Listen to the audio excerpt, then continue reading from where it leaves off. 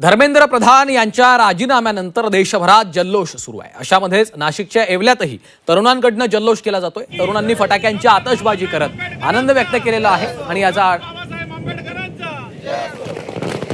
तरुणांकडून फटाक्यांची आतषबाजी केली जाते। आपण पाहतोय संपूर्ण देशभरामध्ये आता विद्यार्थ्यांमध्ये जल्लोषाचं वातावरण आहे, कारण गेल्या 35 दिवसांपासून दिल्लीतल्या जंतर मंतर इथं हे आंदोलन सुरू होतं। त्याचे तीव्र पडसाद संपूर्ण देशभरामध्ये उमटलेले होते। उत्स्फूर्तरित्या सर्व विद्यार्थी या आंदोलनामध्ये ठिकठिकाणी देशभरामध्ये सहभागी होत होते।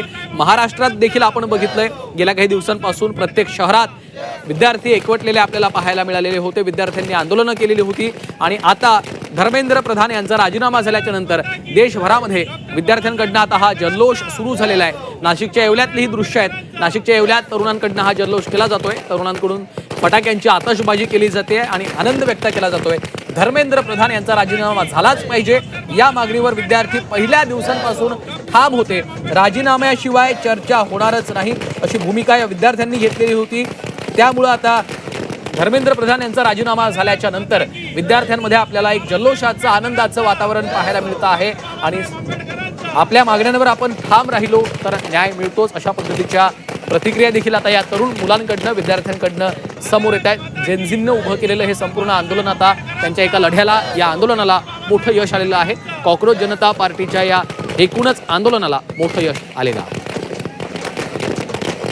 तर नाशिकच्या येवल्यामध्ये काही विद्यार्थी आता जल्लोष व्यक्त करतायत, याचा आढावा घेतलाय आमचे प्रतिनिधी सुदर्शन खिल्लारे।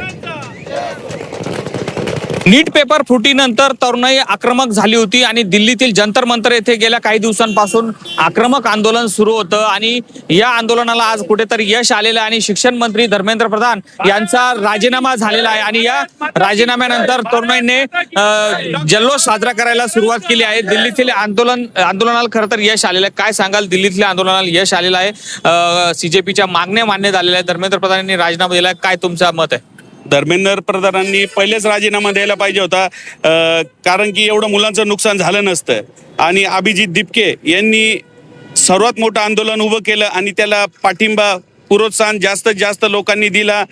त्याबद्दल बी त्यांचा हार्दिक शुभेच्छा, त्यांच्या यशाला यश आलं। झी मीडिया, येवला, नाशिक।